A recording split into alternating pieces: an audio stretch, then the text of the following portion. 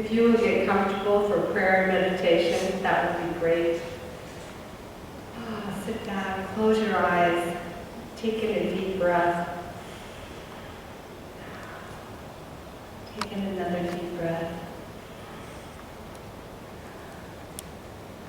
And we say to the higher order of the universe, thank you for this amazing journey that we are on.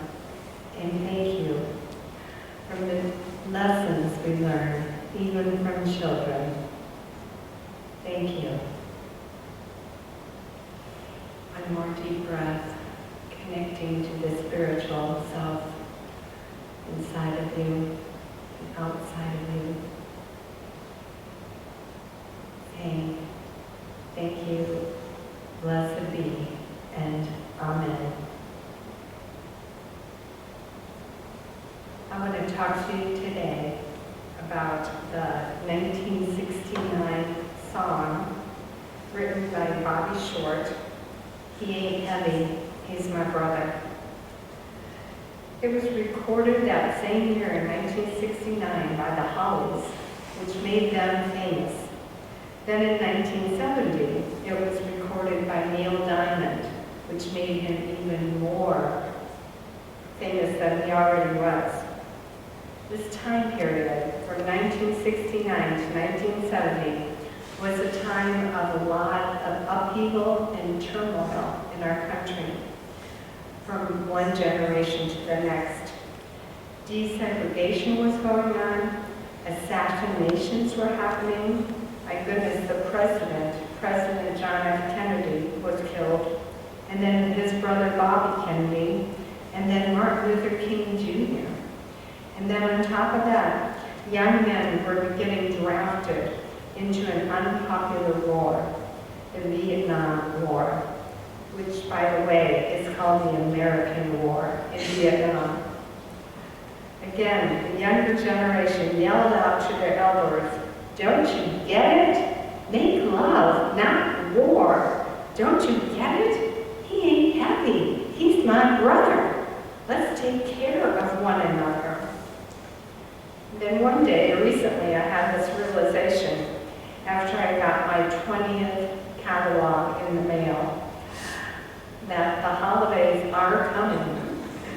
Many stores have Christmas decorations out already, and we haven't even had Halloween yet. Anyway, one day I realized that our holidays are kind of like that too. They are pauses in our life that scream out, "Don't you get it? Make love, not war. Don't you get it? He ain't heavy. He's my brother." Republicans, Democrats, black people, white people, gay people, straight people, trans people, let's take a pause and embrace the holidays, the holy days that are soon upon us with love and not anger and not hatred and not fear.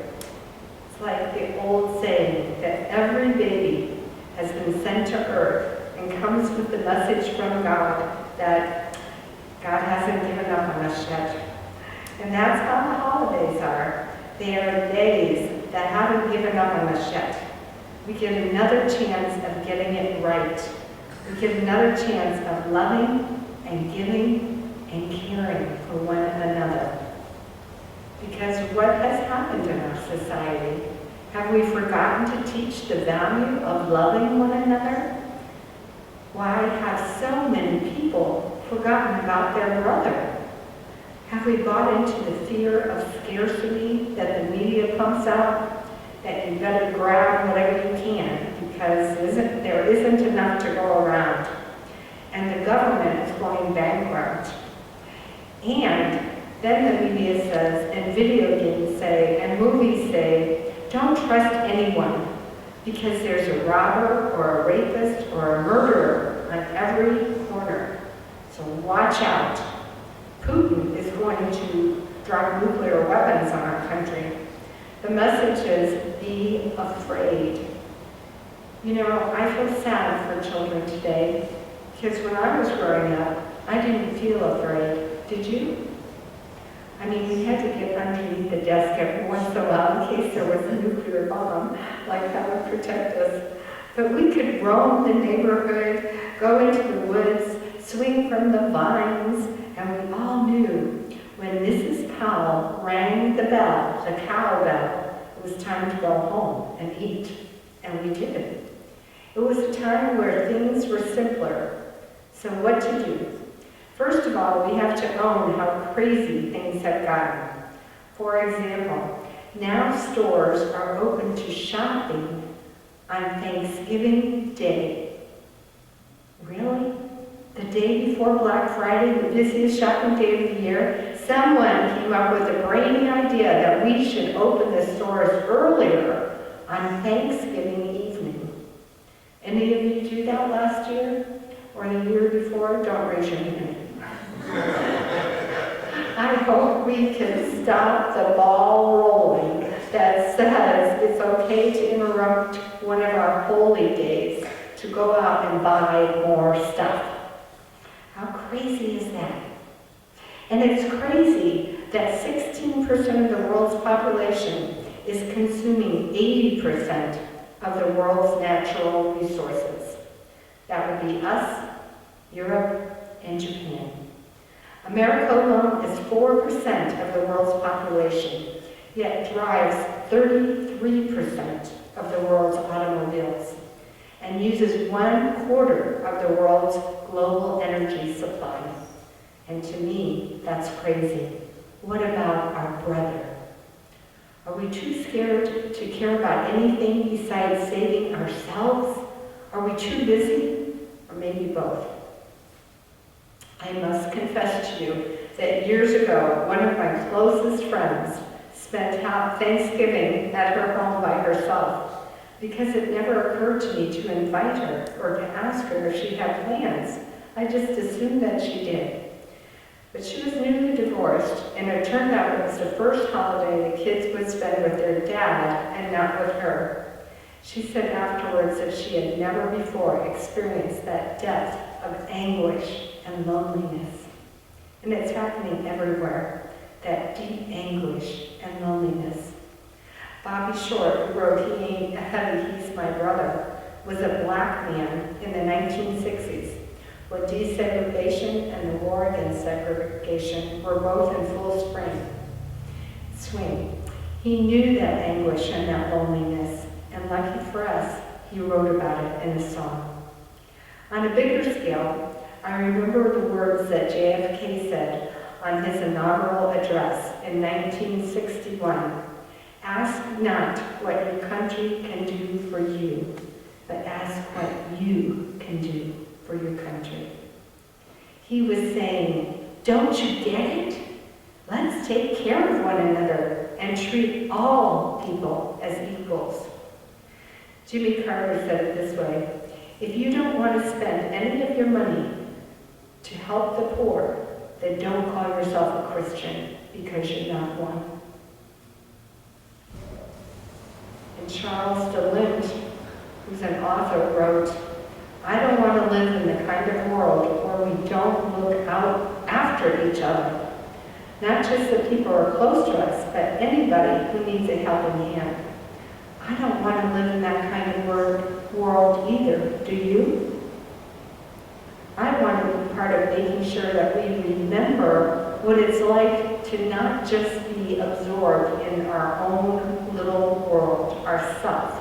Talking on the cell phones, texting, emailing. I want us to remember what it's like to look out for and consider the other. Which makes me think of Nelson Mandela. Nelson Mandela, who we lost 9 years ago in December of 2013, at the age of 95, spent 27 years in prison, as you know, because he stood up against apartheid in South Africa, the systematic separation and segregations of blacks and whites. That is, he stood up against racism, which was really impressive because he was black in a very racist country. But even more impressive to me was his refusal of multiple offers to be released from prison early. He refused to leave until every political prisoner was freed, and the government pledged non-violence against all of its people, black and white. Nelson Mandela was standing for the inner light and not just himself. I'm here to tell you, I believe that is the essence of who we are as human beings. I believe that the essence of every human being is a light that shines forth and stands for the other, stands for what is right, stands for justice, stands for good, stands for equality. I believe our human soul leans toward good, toward kindness, and that the holidays, the holy days, reconnect us to our inner light somehow. It's a restart button. It reminds us of our highest self. Last year, my neighbor had a big sign in her yard that said, "Jesus is the reason for the season." And I'm here to tell you, I don't believe that. I think the reason for the season is bigger than Jesus. I think the reason for the season is what Jesus taught. Love. Love your brother. Love your sister. Love your neighbor as yourself. Get reconnected to your essence, to your light, to your love.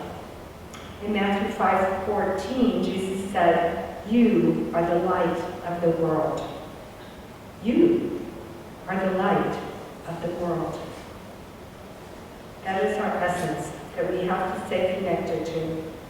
I want to read you a story about that essence from the very first Chicken Soup from the Soul book, written by Marion Grunish. As a California tourist unaccustomed to single digits, the bitter cold on that November day in Washington, D.C. was dampening my holiday spirit. With the wind chill factor, the temperature was below 0. When I ducked into Union Station, I hoped only to get warm. What I got was a lesson from the homeless man.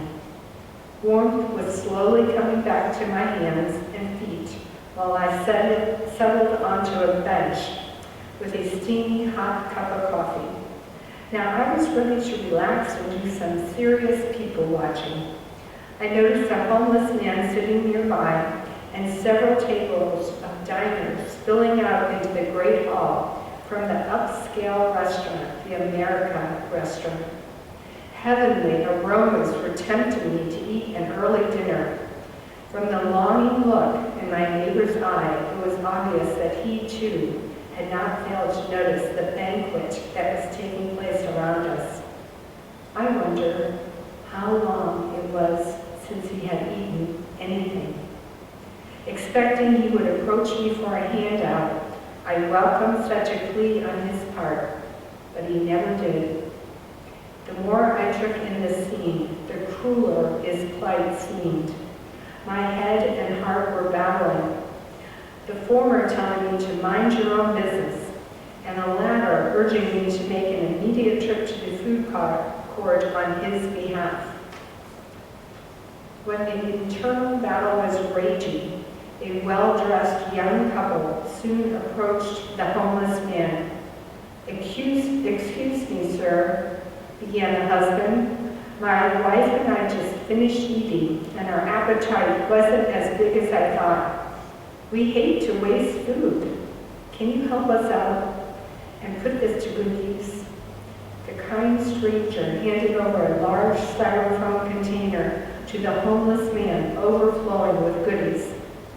"God bless you, both, and happy Thanksgiving," came the grateful reply. Feeling good about what I had seen, but feeling dismayed by my own lack of action. I observed my neighbor's response to his good fortune. First, he scrutinized his newfound bounty, arranging the soup crackers, inspecting the club sandwich, and stirring the salad dressing. Then, he slowly lifted off the soup lid inhaling the aroma and cupping his hands around the steaming bowl.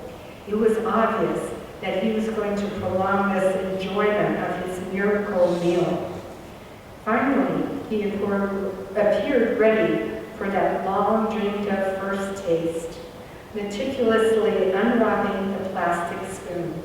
He filled it to overflowing, lifted it towards his mouth, and, with a suddenness that stunned me, stopped dead in his tracks. The reason for this unexpected behavior soon became clear. Entering the hall and shuffling our direction was a new arrival. He appeared to be in his 70s, hatless and gloveless. He was clad in lightweight pants, a threadbare jacket, and open shoes.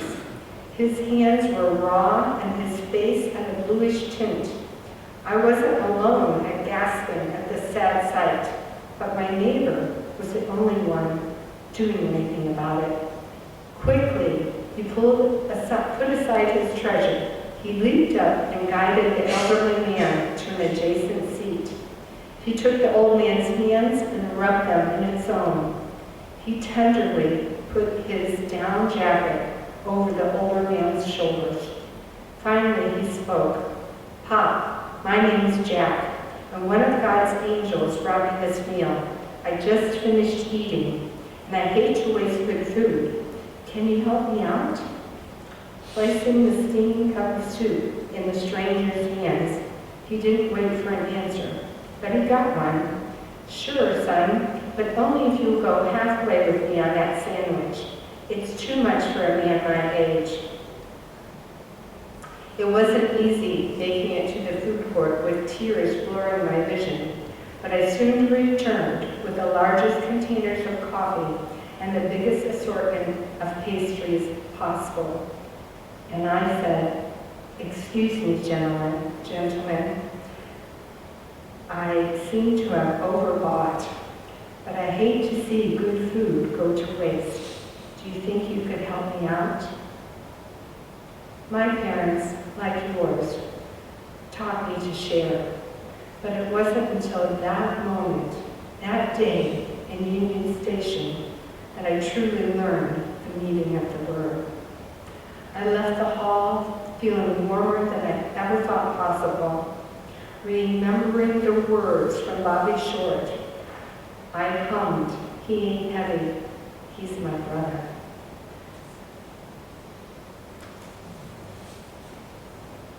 That is the light. That is love. For it seems like when we love, when we open our heart to love and don't hesitate, that the universe helps us to do what we think we cannot do. It helps us put down our spoon when we are starving and offer our meal to someone who needs it more.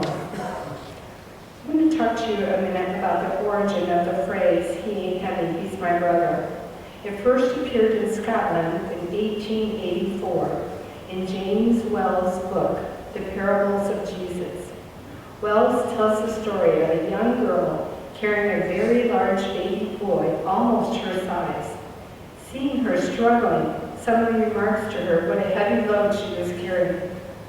With surprise, she answers, "Oh no, he's not heavy, he's my brother." Which is not logical, because it's only the logic of a little girl. Because heavy is heavy. Let's suppose she's 4 years old and her brother is 2. The average 4-year-old girl weighs 35 pounds, while the average 2-year-old boy weighs 28. That means she is carrying 80% of her weight. How is that possible? I could not do that, could you? I would have to carry around almost 90 pounds with me, which I can't even pick up 50 pounds without considerable effort.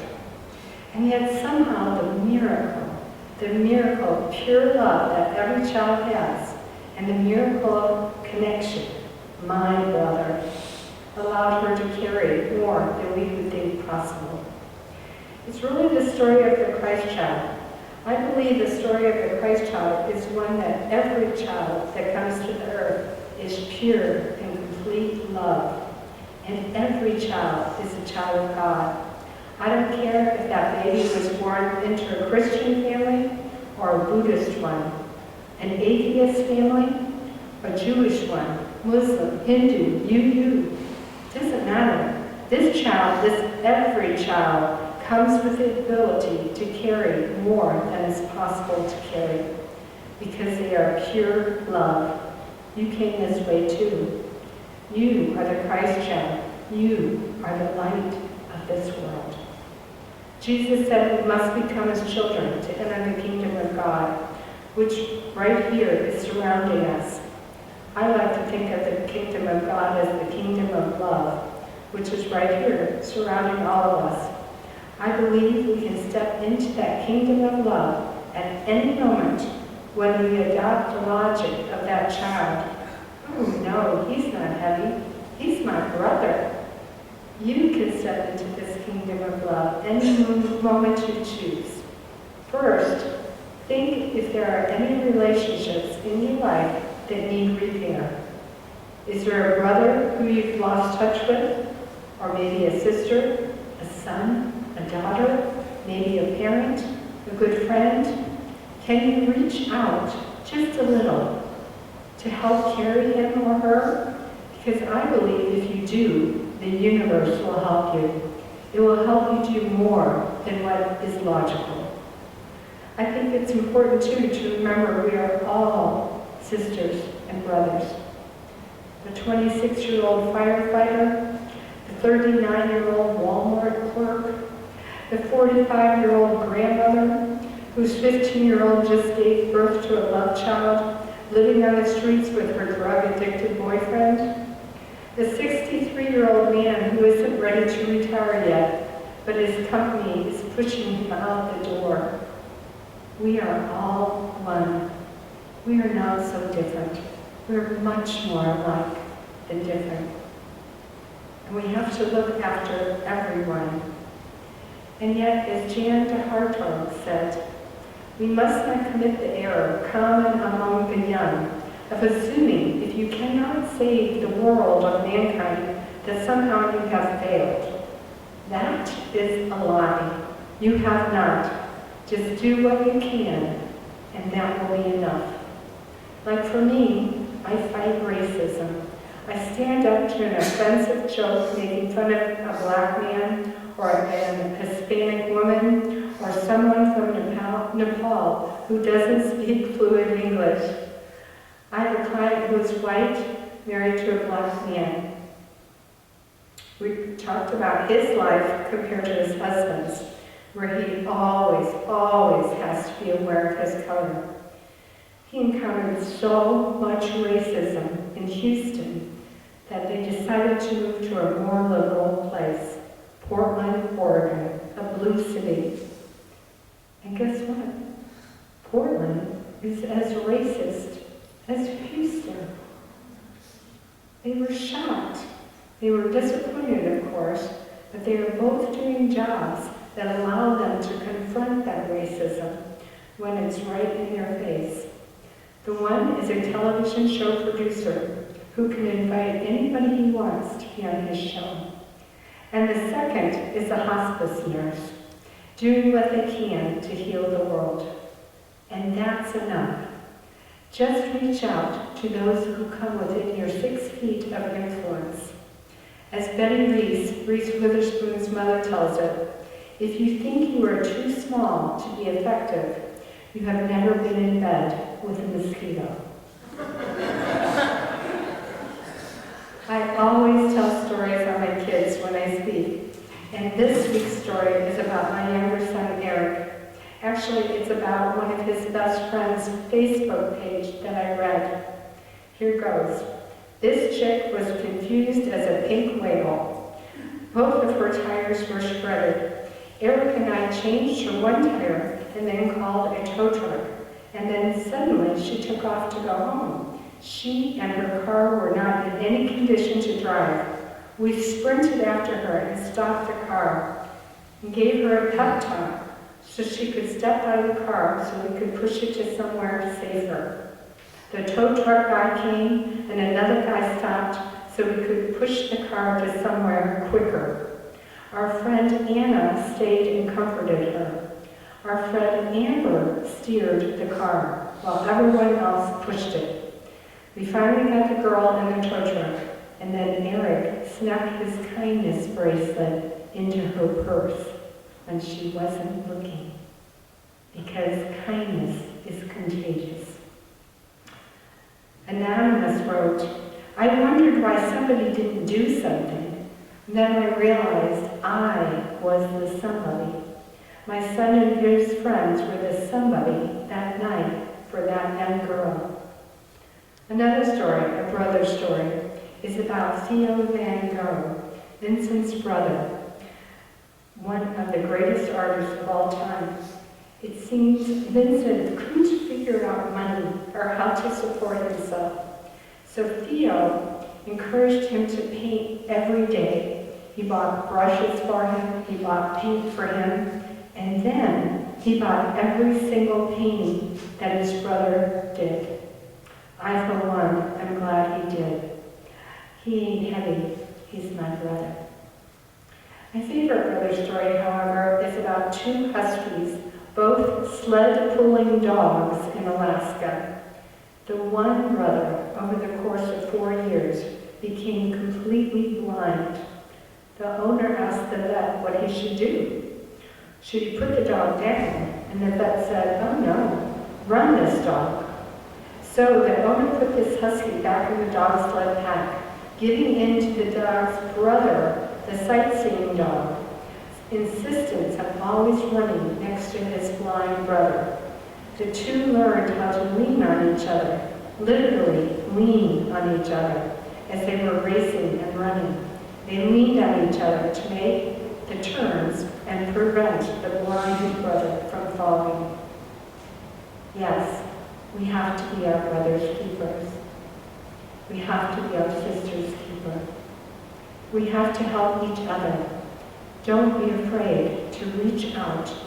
Don't be too busy to reach out and help your brother and your sister. And on the other side of the coin, don't be afraid to reach out and seek help from your brother. Because we all are the brother, the sister that needs caring sometimes too.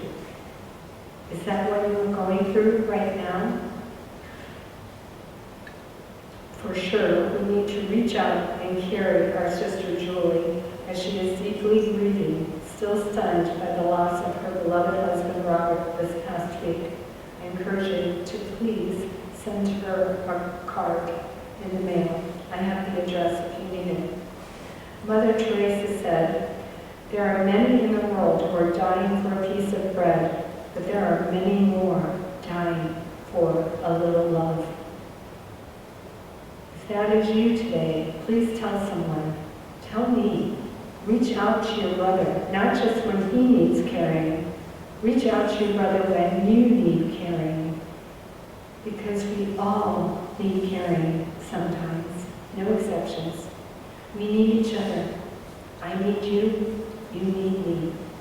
One of the best Thanksgivings that I experienced in my life, I probably have told you about before, but I'm going to tell you again, was the one where I had just broken up with my boyfriend. I had no family close by, no money to go and visit my family, and I was struggling, feeling I hadn't a friend in the world.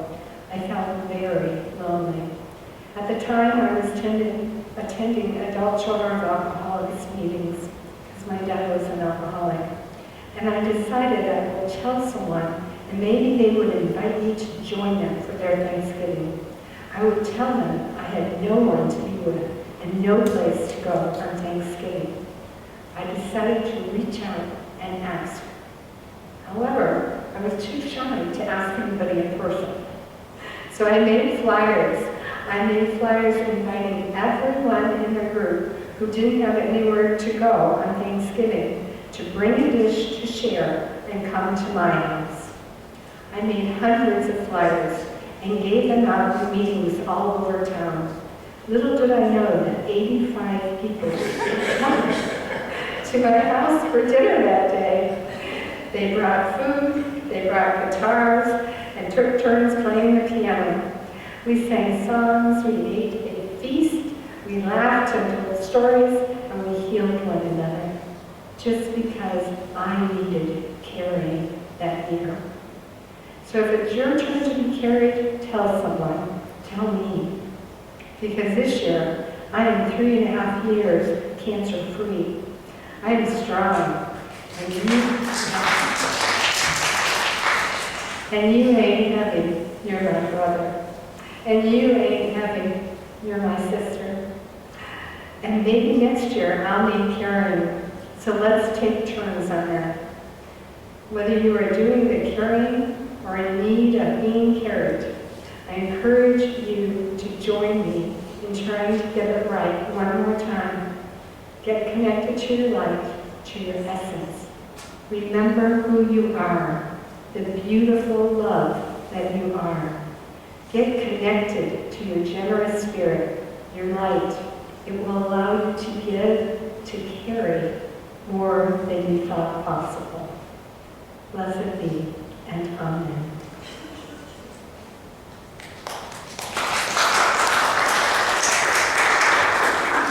Thank you.